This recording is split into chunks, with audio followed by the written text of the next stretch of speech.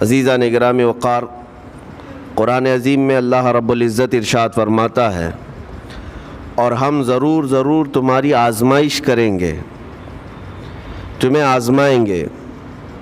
کن چیزوں سے آزمائیں گے؟ تمہارا امتحان ہوگا۔ 4 چیزوں کا ذکر اس آیت میں آیا ہے۔ بشیء من الخوف، تمہیں ڈر دے کر کے کسی چیز کا، خوف سے تمہیں آزمایا جائے گا۔ والجوع، اور بھوک کے ذریعے سے آزمایا جائے گا۔ ونقص من الاموال، اور مال کی کمی کے ذریعے سے تمہیں آزمایا جائے گا۔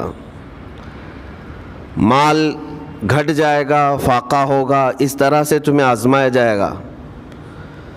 والانفس والثمرات، اور کچھ جانوں کے ذریعے سے تمہاری آزمائش ہوگی۔ جانوں سے مراد کیا ہے؟ کسی عزیز کی جان چلی جائے گی تمہارے آنکھوں کے سامنے، تمہارے گھر والوں کی موت تمہارے لیے بڑی آزمائش ہے، تمہارے لیے ایک بڑا امتحان ہے۔ اور پھر آخر میں رب تبارک و تعالیٰ ارشاد فرماتا ہے، وَبَشِّرِ الصَّابِرِينَ الَّذِينَ إِذَا أَصَابَتْهُمْ مُصِيبَةٌ قَالُوا إِنَّا لِلَّهِ وَإِنَّا إِلَيْهِ رَاجِعُونَ۔ اے رسول، ان لوگوں کو بشارت دے دیں۔ کن لوگوں کو؟ ان لوگوں کو بشارت دے دیں جن کے پاس مصیبت آتی ہے تو یوں کہتے ہیں ہم اللہ ہی کے ہیں اور اللہ ہی کی طرف لوٹنے والے ہیں۔ مصیبتوں کے وقت جنہوں نے کہا انا للہ و انا الیہ راجعون، رب تعالیٰ فرماتا ہے رسول انہیں بشارت دے دیجیے۔ کس بات کی بشارت؟ کس بات کی خوشخبری؟ اولئک علیہم صلوات من ربہم ورحمہ واولئک هم المہتدون۔ اللہ فرماتا ہے یہ وہ لوگ ہیں جن پر ہمیشہ اللہ کی رحمتیں اترتی ہیں۔ جنہوں نے انا للہ و انا الیہ راجعون کہا، یہ وہ لوگ ہیں جن پر اللہ تبارک و تعالیٰ کی طرف سے ہر وقت رحمتیں اترتی ہیں، اور یہی لوگ ہدایت پائے ہوئے ہیں، یہی لوگ ہدایت والے لوگ ہیں۔ اس پوری آیت کے اعتبار سے اگر میں آپ کو بتاؤں تو پتہ یہ چلے گا، رزلٹ اس کا یہ ہے کہ مصیبتوں کے وقت صبر کرنا یہ ہدایت ہے۔ ہدایت، اگر آپ ہدایت پر ہیں یا نہیں یہ دیکھنے کے لیے مصیبتوں کے وقت ہی آپ کو دیکھا جائے گا۔ گھر میں کسی کا انتقال ہو جائے اور پھر دیکھا جائے گا کہ تمہاری زبان سے الفاظ کیا کیا نکلتے ہیں، تم شکایتیں کن کن باتوں کی کرتے ہو، پھر دیکھا جائے گا ہدایت پر ہو یا گمراہ ہو۔ ایک روایت میں یہ بھی ہے کہ جب کسی کے بچے کا یا کسی کے بھائی کا یا باپ کا انتقال ہوتا ہے گھر میں، تو جنازہ اٹھانے سے پہلے ہی وہاں ایک فرشتہ آتا ہے۔ وہ فرشتہ گھر والوں کا معائنہ کر رہا ہوتا ہے کہ کون کون کیا کیا کہہ رہا ہے۔ رب ذوالجلال ہر چیز کی خبر رکھتا ہے، لیکن فرشتوں کو اسباب بنایا گیا ہے اور گواہ بنانے کے لیے انہیں یہ ڈیوٹی دی جاتی ہے۔ ہر ایک کی زبان سے نکلے ہوئے الفاظ وہ سنتا ہے اور جا کر کے رب تعالیٰ کی بارگاہ میں عرض کرتا ہے۔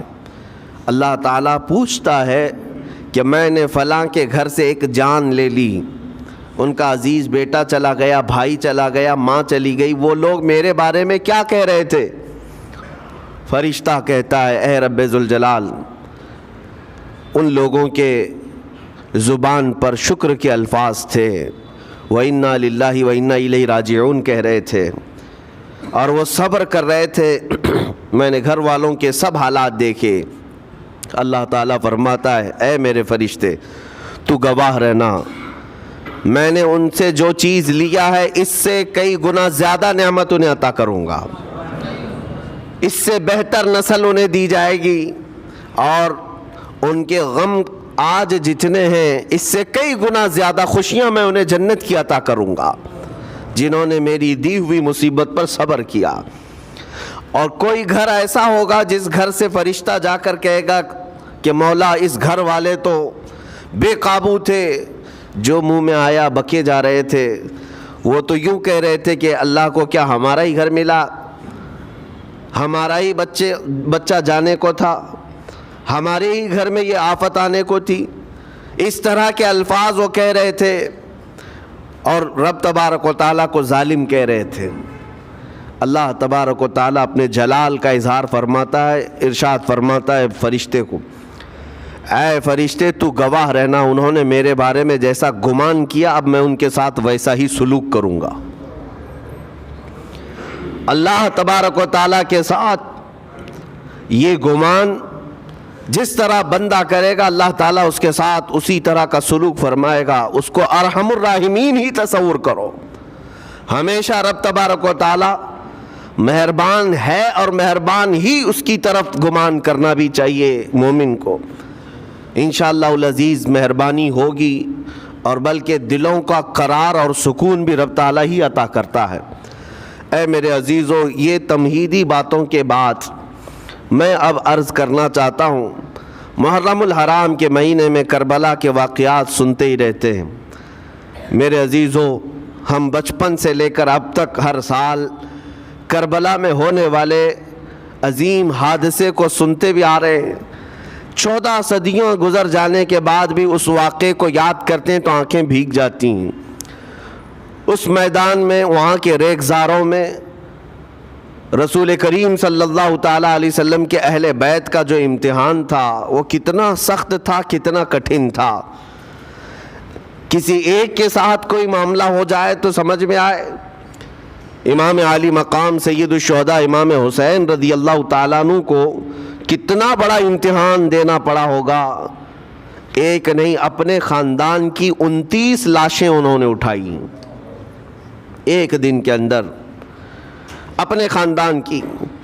پھر دوسرے ان کے اصحاب اور رسول اللہ کے صحابہ بھی اس میں موجود ہیں، اور دوسروں کے بچے بھی اس میں موجود ہیں۔ کل ملا کر 72 لوگوں کی وہاں پر جانیں گئی ہیں، شہادت کا جام انہوں نے نوش کیا ہے، لیکن ہر گھڑی امام حسین ہر موت کو دیکھتے رہے۔ آج کبھی تصور کرنا، ہمارے گھر میں کسی ایک فرد کا انتقال ہو جائے تو گھر پورا عجیب سا ہو جاتا ہے، پورے گھر کا سکون غارت ختم ہو جاتا ہے۔ ہم میں سے کوئی کھانا پینا نہیں چاہتا، ہمارے باپ کا انتقال ہو یا بیٹے کا انتقال ہو یا بھائی یا ماں کا انتقال ہو۔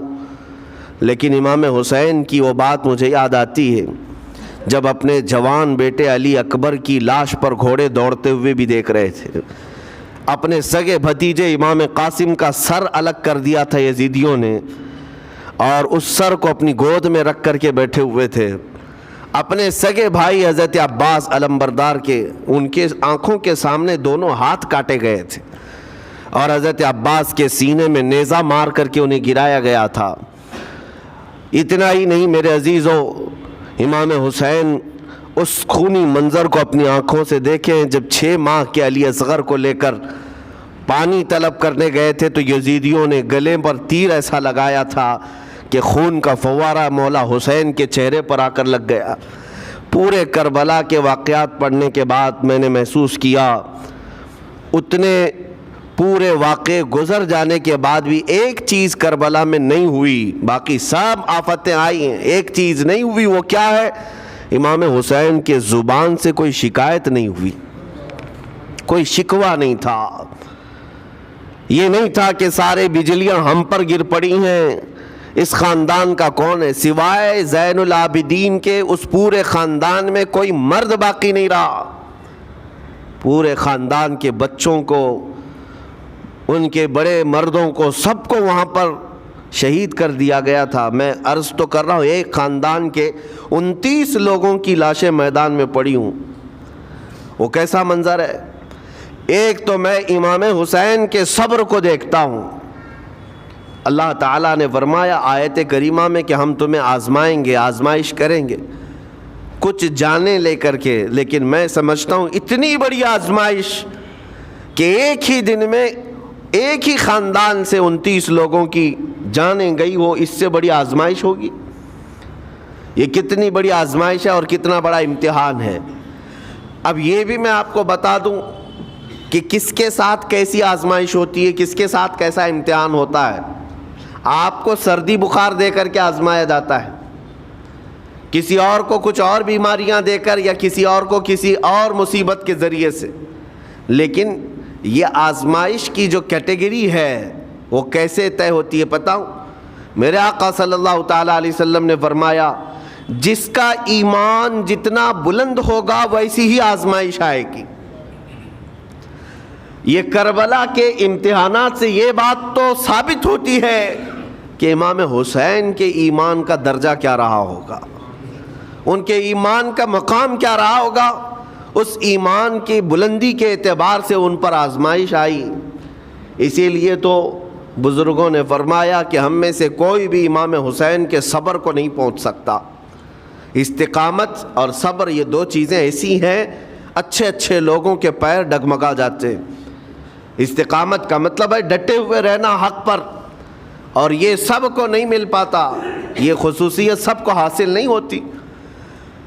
ایک امام حسین کی وہاں پر ہم نے استقامت دیکھی اور ان کا صبر دیکھا۔ دوسرے سب سے بڑا صبر جو ہم نے دیکھا ہے وہ سیدہ زینب رضی اللہ تعالیٰ عنہا کا۔ وہ خاتون امام حسین کی سگی بہن ہے، سیدہ فاطمۃ الزہرا کی بیٹی ہیں، حیدر کرار کی نور نظر میرے آقا صلی اللہ علیہ وسلم کی گود میں کھیلی ہوئی ہیں۔ سیدہ زینب سلام اللہ علیہا جب وہ کربلا کے میدان میں موجود تھیں، ان کی عمر مبارک بھی تقریباً 55 سال کے قریب تھی۔ 55 سال کی اگر خاتون میدان میں یہ تمام خونی مناظر دیکھ رہی ہو، ہماری عورتوں کو آپ جانتے ہیں کہ ایک چھوٹی سی مصیبت پر واویلا مچاتی ہیں، اور سیدہ زینب وہ ہیں جن کے خود سگے شہزادے اون اور محمد ان کی آنکھوں کے سامنے مارے گئے تھے اور ٹکڑے کیے گئے تھے۔ سیدہ زینب سلام اللہ علیہا اس پر بھی خاموش رہی، لیکن اندازہ کرو جب سارے شہید ہو گئے تھے، امام حسین اپنے خیمے سے نکلنے کو تھے، جب کربلا کے میدان میں خود گھوڑے پر سوار ہونے کو تھے، جانتے ہیں یہ منظر کیسا رہا ہوگا۔ عورتیں تو ماتم کرتی ہیں ایسے حالات میں، لیکن وہ اہل بیت کی عورتیں تھیں۔ سیدہ زینب خود کھڑی ہوئیں اور اپنے خیمے میں امام حسین کو لے گئیں۔ ایک صندوق تھا پرانا، اس کو کھول کر کے اس میں سے ایک جبہ نکالا اور کہا میری ماں نے مجھے یہ وصیت کی تھی کہ جب حسین میدان میں اترنے کی اس کی باری آئے تو اس دن ہو سکتا ہے وہ مجھے یاد کرے، زینب اگر تو اس دن باقی رہے، تو اس دن زندہ رہے تو اپنے ہاتھوں سے یہ حسین کو جبہ پہنانا۔ سیدہ زینب سلام اللہ علیہا انہوں نے خود اپنے ہاتھوں سے امام حسین کو یہ لباس پہنایا۔ کیا اس مقام پر کوئی اتنی طاقت رکھتا ہے کہ پورا گھر لٹ گیا ہو اور اپنے سگے بھائی کو جبہ پہنا کر کسی شادی میں نہیں، پھر جنگ کے میدان میں اتار رہے ہو؟ اس خاتون کے استقامت پر لاکھوں سلام۔ سیدہ زینب سلام اللہ علیہا وہ معمولی خاتون نہیں ہے، صبر کا پہاڑ تھیں۔ میں آپ کو بتاؤں، مصیبت کے وقت ایک بار کسی کا قتل ہو جائے تو وہ ایک موت ہے، لیکن یہاں پر کربلا کے میدان میں سیدہ زینب جتنی موتیں دیکھ رہی تھی، ہر موت پر ایک موت کی تکلیف ہے، ہر موت پر ایک موت کی تکلیف، لیکن وہ صابرہ و شاکرہ رہیں۔ پوری تاریخ میں ڈھونڈ کر کے آپ نکالیں، کہیں پر بھی سیدہ زینب نے نہ اپنے بال نوچے، نہ کپڑے پھاڑے، نہ چہرے پر ہاتھ مارا، بلکہ ایسا صبر کا دامن پکڑی رہیں کہ پوری زندگی بھر انہوں نے صبر کی تلقین کی تمام خواتین کو۔ گھر لٹانا، گھر کٹانا، کوئی سر کٹانا کوئی تم سے سیکھ جائے، جان عالم ہو فدا اے خاندان اہل بیت۔ امام زمن فاضل بریلوی رحمۃ اللہ علیہ نے فرمایا ہے، سر کٹانا، گھر لٹانا کوئی تم سے سیکھ جائے، جان عالم ہو فدا اے خاندان اہل بیت۔ عزیزان گرامی وقار، یہاں پر ان حالات کے بعد میں آپ کو ایک بات ضرور کہنا چاہوں گا۔ مصیبتیں ہمارے گھر بھی آتی ہیں، آفتیں تکلیفیں ہمارے گھر بھی آتی ہیں، لیکن کیا ہم ان مصیبتوں کا سامنا کرتے ہیں، استقبال کرتے ہیں؟ نبی اکرم صلی اللہ تعالیٰ علیہ وسلم نے تو ارشاد فرمایا، مومن کو جب مصیبت آتی ہے تو اس کے لیے وہ نعمت ہے، دو چیزوں میں سے ایک چیز ہوگی اس کے ساتھ. اگر بخار بھی آئے، میرے آقا فرماتے ہیں اگر بخار بھی آیا ہے تو دو باتوں میں سے ایک بات ہوگی اس کے ساتھ، یا تو رب تبارک و تعالیٰ اس کے گناہ معاف کرے گا یا تو اس کے درجے کو بلند کرے گا. مصیبت اگر آئے تو ایک بات یاد رکھنا، رب تبارک و تعالیٰ اپنے محبوب بندوں کو، پسندیدہ بندوں کو آزمائش میں ڈالتا ہے. ورنہ جو لوگ یہ سمجھتے ہیں کبھی طبیعت خراب ہی نہیں ہونا چاہیے تو فرعون بن جاتے ہیں. ایسے لوگ، فرعون کو 90 سال تک نہ کبھی سردی آئی نہ بخار، کبھی کوئی بیماری نہیں. اور جب بندہ کبھی بیمار نہیں ہوتا تو اپنے آپ کو خدا تصور کرنے لگ جاتا ہے، میں تو دنیا کا سب سے مضبوط آدمی ہوں، مجھے کچھ نہیں ہوتا. لیکن مصیبتیں دے کر کے رب تبارک و تعالیٰ تمہیں تمہاری حقیقت بھی بتاتا ہے، اور انسان کو انسان کی لمٹ میں رہنا سکھایا جاتا ہے. تمہاری حیثیت صرف اتنی ہے کہ اگر نس رک گئی، دل کی دھڑکنیں ایک آن کے لیے اگر رک گئی تو سب ختم ہے. اس لیے تمہیں رب تبارک و تعالیٰ کے حضور جانا ہی ہے تو صبر بھی سیکھو اور شکر بھی سیکھو. آج مصیبتیں اور آفتیں آتی ہیں تو واویلا کرنے والوں کے لیے میرا میسج ہے، اللہ تبارک و تعالیٰ تمہاری ہر بات کو دیکھ رہا ہے. تمہارے چیخنے سے، چلانے سے، تمہاری شکایت کرنے سے گئے ہوئے آدمی کی جان واپس تو نہیں آنی ہے. تمہارا عزیز ترین بھائی مر گیا، تم جس سے سب سے زیادہ پیار کرتے تھے وہ بیٹا انتقال کر گیا. مجھے بتاؤ، تم 10 لوگوں میں چیخو گے، چلاؤ گے، رب تعالیٰ کے حضور بری بری باتیں بھی کرو گے تو کیا وہ گئی ہوئی جان واپس آ سکتی ہے؟ میرے عزیزو، یہ وہ حکومت نہیں ہے کہ تمہارا احتجاج کرنے پر قانون واپس لے لیا جائے. تمہارے سب مل کر کے پروٹیسٹ کرنے سے حکومتیں اپنے فیصلے واپس لے سکتی ہیں، لیکن وہ رب ذوالجلال شہنشاہ اعظم کا قانون ہے. وہاں نبیوں کی بھی جو روح لی گئی، وہاں پر اللہ تبارک و تعالیٰ نے اپنے محبوب نبیوں کی بھی روح کو قبض کرنے کا حکم دیا. تو کیا سب کے غم منانے سے وہ روحیں واپس کرنے کا فیصلہ کیا گیا ہے؟ نہیں میرے عزیزو، اس عالم میں، اس کائنات میں پھر کوئی ہمارے رونے چیخنے چلانے سے واپس نہیں آتا. ہاں، غم کرنا اپنی جگہ پر ہے، لیکن غم کا شرعی طریقہ کیا ہے؟ میرے آقا صلی اللہ تعالیٰ علیہ وسلم نے بھی غم فرمایا. آپ کے عزیز بیٹے سیدنا ابراہیم جب انتقال کر گئے، میرے آقا کی آنکھوں میں آنسو تھے. حضور پاک صلی اللہ تعالیٰ علیہ وسلم کی آنکھوں کے سامنے سیدہ خدیجۃ الکبریٰ کا انتقال ہوا. حضور غمگین تھے، لیکن غم کا مطلب کبھی یہ نہیں ہوتا کہ اللہ کی بارگاہ میں شکایت کریں، تو نے میرے ساتھ ایسا کیوں کیا.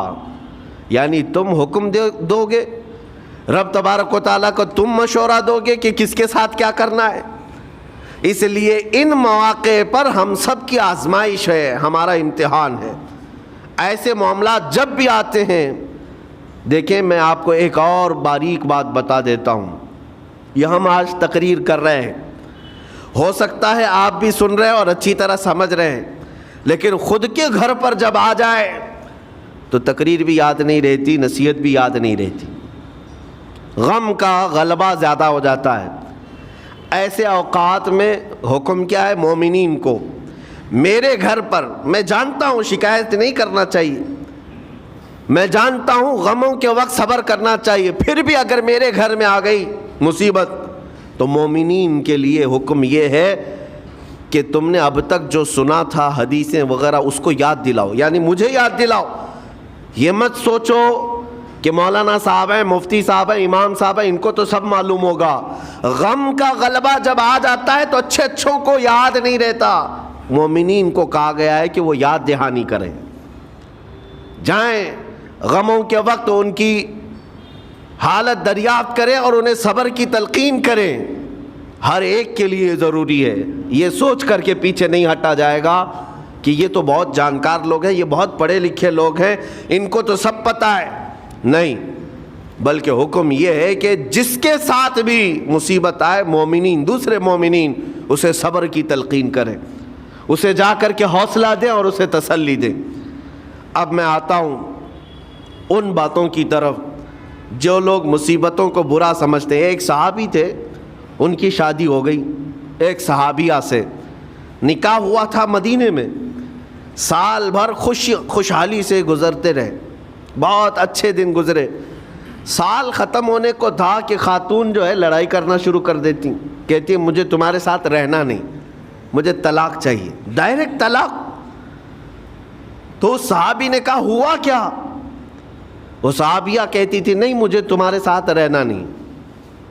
اس صحابی نے کہا ٹھیک ہے اگر ایسا ہی ہے تو حضور پاک صلی اللہ علیہ وسلم کے پاس چلتے ہیں، وہاں جا کر فیصلہ کرا لیں گے۔ تو وہ صحابیہ مان گئیں، کہا چلو چلتے ہیں۔ تو دونوں چلے جا رہے تھے اپنے گھر سے، حضور پاک صلی اللہ علیہ وسلم کے دربار میں فیصلہ کروانا ہے۔ چلتے وقت راستے میں ایک پتھر سے ٹھوکر لگ گئی اس صحابی کو، اور اتنی تیز ٹھوکر لگی کہ ان کا ناخن اکھڑ گیا۔ اب وہ ان کی خاتون جو بیوی صحابیاں ہیں وہ فوراً اپنے دوپٹے کا کپڑا پھاڑ کر کے انگلی کو باندھتی ہیں اور خون روکتی ہیں، اور اس کے بعد کہتی ہیں چلو واپس گھر چلتے ہیں۔ گھر واپس آنے کے بعد وہ کہتی مجھے طلاق نہیں چاہیے، ساتھ میں رہوں گی۔ کہا عورتوں کا موڈ، عورتوں کا اس طرح کا فیصلہ کیا بات ہے؟ وہ صحابیہ کہتی ہے میں نے سنا ہے کہ جب کبھی کوئی بندہ بیمار نہیں ہوتا تو اللہ اسے پسند نہیں کرتا۔ میں نے جب سے تم سے شادی کی ہے سال بھر ہو گئے، ایک بار بھی تم کو بیمار ہوتے نہیں دیکھا۔ مجھے ایسا لگنے لگا کہ کہیں تم اللہ کے ناپسندیدہ بندے تو نہیں ہو، اس لیے میں تمہارے ساتھ نہیں رہنا چاہتی تھی۔ اب جب راستے میں ٹھوکر لگ کر ناخن اکھڑ گیا تو مجھے احساس ہوا کہ اللہ تجھے بھی پسند کرتا، میں تیرے ساتھ رہنے کو تیار ہوں۔ وہ صحابیہ تھیں۔ میرے عزیزو، اس کا مطلب یہ نہیں کہ ہم آپس میں ایک دوسرے کے بیمار ہونے کی انتظار میں رہیں۔ شوہر یہ سوچے کہ میری بیوی بیمار کیوں نہیں ہوتی، اور بیوی یہ سوچتی رہے کہ میرا شوہر بیمار کب ہوگا۔ وہ توکل کا اعلیٰ درجہ ہے۔ انتظار اور تمنا مت کرو بیمار ہونے کا، بلکہ بیماری آ جائے تو اللہ کا شکر ادا کرو، آ جائے تو صبر کرو۔ عزیزان گرامی وقار، ہم آج امام حسین اور ان کے رفقائے گرامی رضوان اللہ علیہم اجمعین کو یاد کرتے ہیں تو صرف رونے کے لیے نہیں یا صرف غم منانے کے لیے نہیں، بلکہ داستان کربلا سنانے کا ایک عظیم مقصد یہ ہوتا ہے کہ نوجوانوں کے اندر بلکہ بوڑھے اور بچوں کے اندر بھی ایمانی جذبہ ایسا آ جائے کہ وہ ہر مصیبت پر ڈٹ کر کھڑے ہو سکیں، ہر یزیدی کا مقابلہ کر سکیں۔ ایک تو اس کا میسج یہ ہے، اور دوسرا میسج یہ ہے کہ چاہے جیسی بھی مصیبتیں آئیں ایمان کے ساتھ رہنا ہے، صبر اور شکر کو ہرگز نہیں چھوڑنا ہے۔ مصیبتیں ہمارے پاس اب اتنی بڑی تو نہیں آتی کہ ایک خاندان کے ہی اتنے لوگوں کو کاٹ دیا جائے، ایسی مصیبتیں تو نہیں آئی۔ اب جو کچھ بھی آتی ہیں ہمارے ساتھ وہ مال کی کمی کی، کبھی دکان میں دھندا نہیں چلتا، کبھی بچے کسی کو نہیں ہو رہے ہیں، یا پھر گھر میں کوئی بیمار ہے، کوئی مستقل بیماری آ گئی ہے، یہی تو مصیبتیں ہیں۔ مومن کے لیے یہ قید خانہ ہے، زیادہ آسائش اور آرام کی فکر نہ کرو۔ یہ دنیا مومن کے لیے قید خانہ ہے۔ اسی لیے شاعر نے کیا خوب کہا، جب کسی کا انتقال ہوتا ہے، ایک سچے مومن کا انتقال ہوتا ہے تو لوگ کہتے فلاں مر گیا، فلاں مر گیا، تو ایک شاعر نے بہت اچھے انداز سے کہا ہے کہ کون کہتا ہے کہ مومن مر گیا؟ جو سچا مومن ہے اس کے لیے کہہ رہا ہوں۔ وہ شاعر نے کہا کون کہتا ہے کہ مومن مر گیا؟ قید سے چھوٹا وہ اپنے گھر گیا۔ حقیقت تو یہ، قید سے چھوٹا وہ اپنے گھر گیا۔ یہاں دنیا میں زیادہ آسائش، زیادہ آرام کی طلب انسان کو مغرور بنا دیتی ہے، تکبر والا بنا دیتی ہے، گھمنڈی بنا دیتی ہے، اور اللہ تبارک و تعالیٰ کی بارگاہ میں ہمیشہ سر بسجود رہنے والا وہ بندہ ہے جو مصیبتوں میں گھرا رہتا ہے۔ کچھ نہ کچھ مصیبتیں ایسی ہیں جو تمہیں مسجد تک لاتی ہیں، قرآن تک لاتی ہیں، تسبیح تک لاتی ہیں، اور کوئی مصیبت نہ ہو، کوئی تکلیف نہ ہو تو پھر جلدی بندہ اللہ کو بھی یاد نہیں کرتا۔ اسی لیے رب تبارک و تعالیٰ کی بارگاہ میں کچھ فرشتے ایسے ہیں جب تم رو رو کر کے دعائیں کرتے ہو پھر یہ کہتے ہو میری دعا ہی نہیں قبول ہوتی. مولانا آپ کیجئے, میں تو کب سے کی دعا مانگ رہا ہوں, میری تو دعا ہوتی ہی نہیں, اور آپ کہتے ہیں اللہ تعالیٰ بہت جلدی دعا قبول کرتا ہے. یہ نا امیدی تمہاری اللہ تعالیٰ کی ذات سے ہرگز جائز نہیں. لیکن میں وجہ بھی بتا دیتا ہوں, کچھ فرشتے ایسے ہیں جو تمہاری دعائیں سن سن کر کے اللہ سے کہتے مولا یہ بندہ کتنا مانگ رہا ہے, تو قبول کیوں نہیں کرتا؟ رب تبارک و تعالیٰ یہ جو مانگ رہا ہے اسے دے کیوں نہیں دیتا؟ رب تعالیٰ فرماتا ہے فرشتوں میں بھی سن رہا ہوں اس کے مانگنے کو, اس کی دعاؤں کو, اگر میں ابھی اس کو دے دوں تو وہ مانگنا بند کر دے گا, اور اس کا مانگنا مجھے اچھا لگتا ہے, جب تک وہ مانگتا رہے گا میں اسے پسند کرتا رہوں گا. ایک وجہ یہ بھی ہوتی ہے تم مایوس ہو کر کے چھوڑ دیتے ہو کہ اب کیا دعا کرنا, اتنے دنوں سے کر ہی رہا تھا کچھ نہیں ہوتا.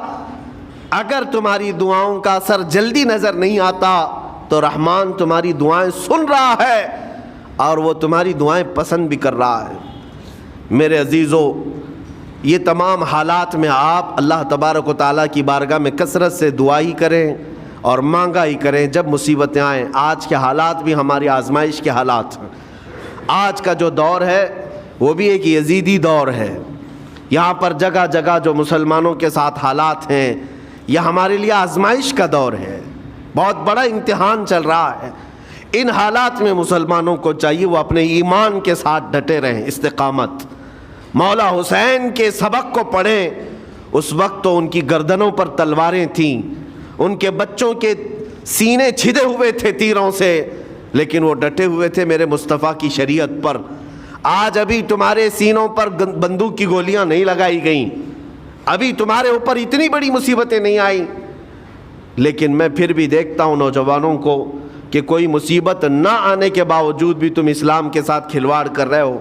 میرے آقا کی سنتوں کو پیٹھ پیچھے پھینک کر کے تم تو بازاروں کی زینت بننا پسند کرتے ہو. اکثر لوگوں کو ہم نے دیکھا آج مجرے کرنے والوں کی کثرت یہ ہمارے نوجوان بچوں کی ہے. یہ اپنے جسموں کی نمائش کرنا اس کو فیشن سمجھتے نہیں. میرے عزیزو, امت مصطفیٰ اور وہ بھی امام حسن اور امام حسین کے غلام اس مردار دنیا پر کبھی بھی اپنی حکومت نہیں چاہتے. اس مردار دنیا کے وہ کبھی خواہش مند نہیں ہوتے. لیکن جن نوجوانوں کو آج ہم ان خواہشات کی پیروی کرتے ہوئے دیکھ رہے, افسوس ہوتا ہے, افسوس ہوتا ہے. آج کے حالات میں تم بھی سنبھل جاؤ, کیونکہ ایک بہت بڑی جنریشن تمہارے پیچھے ہے اور وہ تمہیں دیکھ کر کے نقل کرے گی. اگر آج تمہارا راستہ بگڑ گیا تو یہ جو چھوٹے بچے ہیں وہ بگڑے ہوئے راستے کو ہی اسلام سمجھنے لگ جائیں گے, وہ اسی بگڑے ہوئے راستے کو ہی صحیح راستہ سمجھ بیٹھیں گے. اسی لیے آج نوجوانوں کی کثرت میرے آقا صلی اللہ تعالیٰ علیہ وسلم کے عاشقوں کی ہونا چاہیے, اور ان سخت ترین حالات کا مقابلہ باڈی بلڈر نہیں کر سکتا. میں آپ کو بتا دوں, ان ظالم یزیدیوں کا مقابلہ کاجو بادام کھانے والا نہیں کر سکتا. ہاں, ان حالات کا مقابلہ کرنے کے لیے جسمانی طاقت کی ضرورت نہیں. ان بڑے سے بڑے سخت ترین حالات کا مقابلہ وہ نوجوان کر سکتا ہے جس کے سینے میں عشق مصطفیٰ ہو, مولا حسین کے نقش قدم پر چلنے کا عزم رکھتا ہو, پھر چاہے وہ لاغر ہی کیوں نہ ہو, نحیف و ناتما ہی کیوں نہ ہو, کمزور ہی کیوں نہ ہو. لیکن ہم نے دیکھا ہے تاریخ میں کمزور بھی ہے, اگر جسمانی اعتبار سے عشق رسول کی دولت سینے پر رکھتا ہے تو دنیا میں وہ کھلبلی مچا دیتا ہے, اور کفار و مشرکین کے خیموں میں اس کی ہیبت طاری رہتی. ہم نے اور تاریخ پڑھی ہے. آخری بات عرض کرتا ہوں, امام اہل سنت فاضل بریلوی امام احمد رضا خان نور اللہ مرقدہ, اعلیٰ حضرت کو کون نہیں جانتا آج کے زمانے میں. ذرا ان کی سیرت اٹھا کر کے پڑھنا اور پھر یہ بھی دیکھنا کہ جسمانی طاقت ان کی کیسی تھی, جسمانی ساخت کیا. وہ چلتے تو لہیم شہیم تھے, اونچے چوڑے اور سینہ بھرا ہوا کہ لوگ صرف جسم کو دیکھ کر کے ڈر جائیں. نہیں, اعلیٰ حضرت فاضل بریلوی رضی اللہ تعالیٰ عنہ اس طرح جسمانی بہت اونچی چوڑی صلاحیت کے نہیں تھے, بلکہ بہت ہی ہلکا جسم رکھتے تھے, ہلکا جسم. दुबले पतले थे, लेकिन जब अपने हुजरे में बैठ कर के कलम चलाते थे तो दुनिया के कोने कोनों में उनकी गूंज होती थी, और बड़े बड़े किलों में जो है जलजला आ जाता था। और सरकार गौसे पाक रदी अल्लाह ताला अन्हु को कौन नहीं जानता। गौसे पाक का हाल तो ये था, जिस्मानी एतबार से आपकी गर्दन की हड्डियां भी दिखती थी, इतने दुबले थे।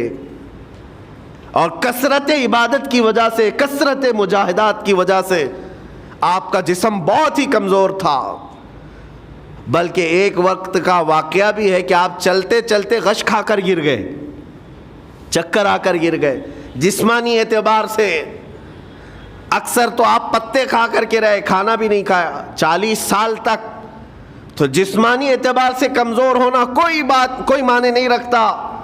लेकिन दुनिया ये भी जानती है, गर्दन की हड्डियां ही क्यों ना दिखती हों, हाथ और पैर की हड्डियां ही क्यों ना दिखती हों गौसे पाक की, लेकिन रूहानी ताकत का हाल ये है कि किसी कब्र को ठोकर लगा दे तो मुर्दा जिंदा हो जाए।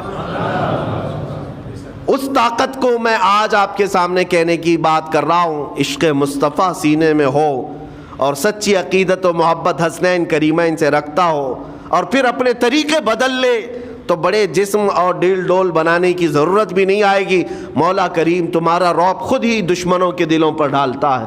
अल्लाह तबारक व तआला हम सबको आई हुई मुसीबतों का डट कर मुकाबला करने की तौफ़ीक़ अता फ़रमाए, हम सबको इस्तिक़ामत अता फ़रमाए और सब्र अता फ़रमाए और शुक्र अता फ़रमाए, और क़यामत के दिन मौला ताला हम सबको इमाम हुसैन के साथ हशर अता फ़रमाए। मेरे आका सल्लल्लाहु तआला अलैहि वसल्लम के झंडे तले हम सबको जमा फ़रमाए। हमारे उन नौजवान बच्चों को जो राह रास्त से हटे, मौला हुसैन आज़म के रास्ते पर उनको चलने की तौफ़ीक़ अता फरमा। क़यामत तक हमारी नस्लों को मौला आशिक़ाने मुस्तफ़ा में पैदा फरमा।